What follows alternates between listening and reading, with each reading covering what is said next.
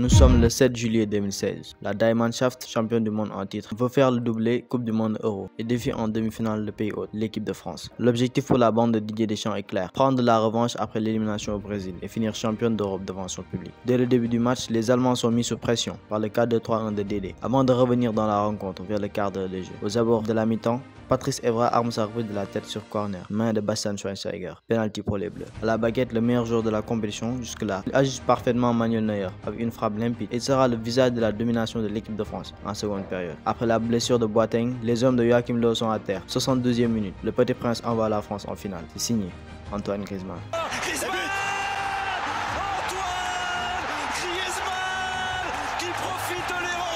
Antoine Griezmann, une carrière immense. Des fois trop mise en arrière-plan, la légende des Bleus commence le football dans l'entre Charnay et Masson, 71, à l'âge de 6 ans. Masson, sa ville natale, dans la région de Saône-et-Loire, où il voit le jour le 21 mars 1991. De ses 8 ans jusqu'à ses 13 ans. Le petit Grisou évolue dans l'IF Masson et passe plusieurs essais dans des clubs pro français. Il subit constamment le rejet de ces derniers à cause de son physique, jugé trop frêle. Toutefois, à 13 ans, dans un tournoi de jeunes, alors qu'il joue sous les couleurs du Montpellier Hérault, Eric Olato, recruteur de la Real Sociedad, le repère, lui permettant de décrocher son premier contrat après 2 mois d'essai dans le club basque en 2015. Il poursuit ses études et joue dans l'équipe réserve du club en 3e division. En tout cas, ce n'était qu'une question de temps, mais Griezmann était bien dédié à évoluer au plus haut niveau. Au début de la saison 2009-2010, il est appelé en équipe première par Martin Lazare et le petit prodige joue son premier match à l'automne 2009 en Coupe du Roi. Distingué pour son potentiel, il joue son premier match en championnat et enfin il inscrit son premier but lors de sa première titularisation en Segunda. Griezmann, c'est l'art de penser avant les autres. C'est une polyvalence phénoménale, à l'aise en second attaquant comme en milieu offensif ou en ailier. Son jeu s'appuie sur une technique sobre mais très efficace, ainsi qu'une vision de jeu formidable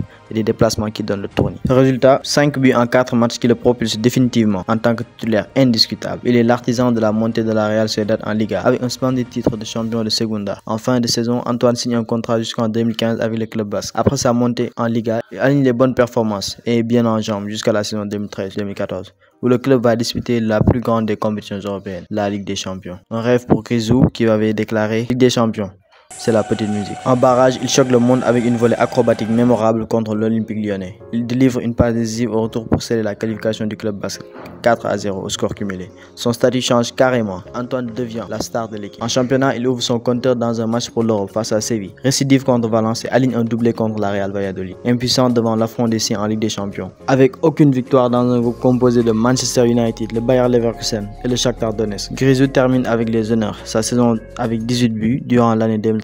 Qui va lui valoir une convocation en équipe de France pour le mondial au Brésil. Pour sa dernière saison, le natif de Masson, après un doublé contre Elche, trouve le chemin des filets contre le monstrueux Barça de l'époque et mène son équipe vers une sensationnelle victoire, 3-1.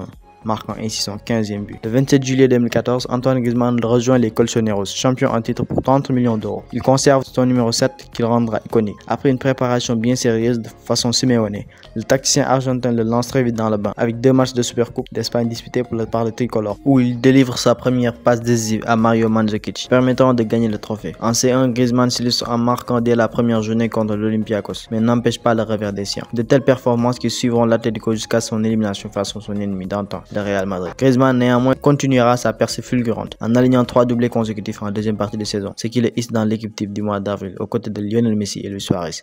Il réalise sa meilleure saison avec 25 buts jusque-là en 53 matchs, dont 22 en Liga, et décroche un premier trophée, la Supercoupe d'Espagne. La saison suivante, le rôle de Griezmann avec l'Atlético devient crucial et le Français est indispensable. Il commence sa saison avec un coup franc venu d'ailleurs face à Las Palmas. Lors de la deuxième journée, le Français délivre 2 passes décisives et s'offre quelques temps après son premier doublé en Ligue des Champions contre le club turc de Galatasaray. C'est durant la 8e journée qu'il retrouve son ex-club à Real Sociedad. Une mémorable performance dont un somptueux but après avoir pris de vitesse la défense basque. La suite, vous la connaissiez. Pas de célébration contre l'ancien et Grisou reçoit une ovation à sa sortie.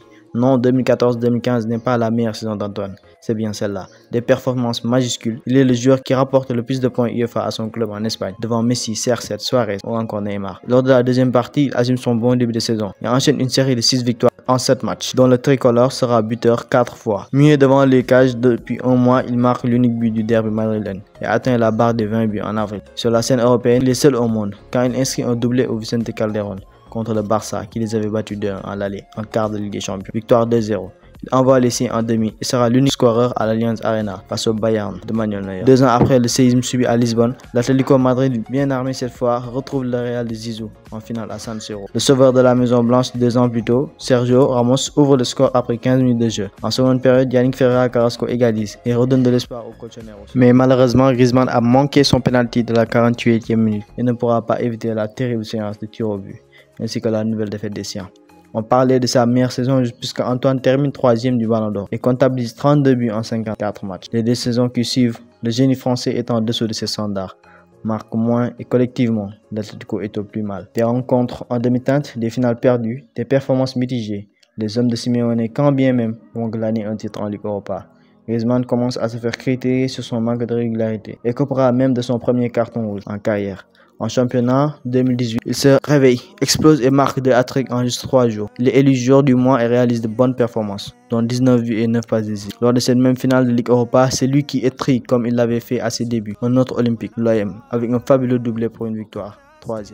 Il est maintenant question pour Grisou de plus s'interroger sur son avenir au sein du club madrilène. On retiendra que Manchester United l'avait déjà apostrophé l'année précédente. Les hommes de Simeone prennent leur revanche sur le Real Madrid qui s'est séparé de sa légende Cristiano Ronaldo en Supercoupe de l'UEFA. La saison 2018-2019 sera la moins prolifique d'Antoine, avec 15 buts en 36 matchs. Il y aura à noter également des coups d'éclat, comme 3 splendides coups francs en championnat. Son club est pulvérisé par la Juve de CR7 qui les renverse 3-0 après avoir vaincu 2-0 au Wanda Metropolitano, le club italien. En mai 2019, il s'adresse à ses supporters via une vidéo qu'il quitte le club.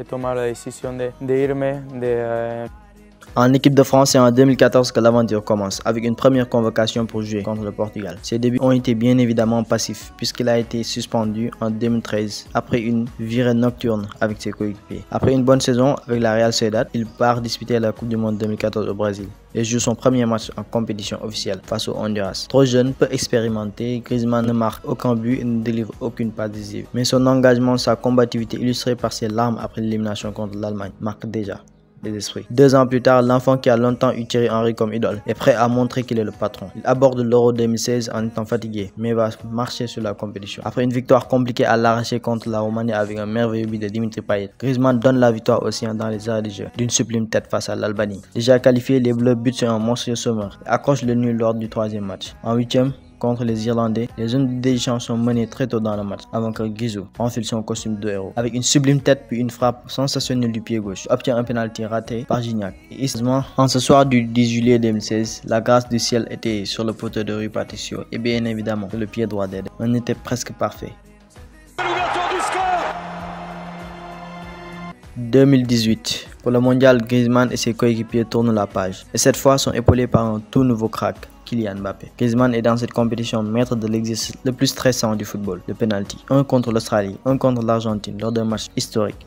L'Albi Céleste de Lionel Messi est à terre. Un monstre Hugo Lloris et une erreur de Muslera, profitant encore à Griezmann, permet aux Bleus d'aller en demi-finale face à la Belgique. Samuel Umtiti va casser les manches et l'équipe de France va enfin avoir la possibilité de décrocher une 2e étoile 20 ans après. L'histoire, elle fut belle cette fois, au stade Luzhniki, quand Antoine pousse Mandzukic, son ex-coéquipier, à marquer contre son camp. Il permet aux Bleus de reprendre l'avantage encore sur penalty. La danse du Tech de Hell montre que ça sent bon. Paul Pogba puis Kylian Mbappé. Les Bleus sont champions du monde pour la 2e fois.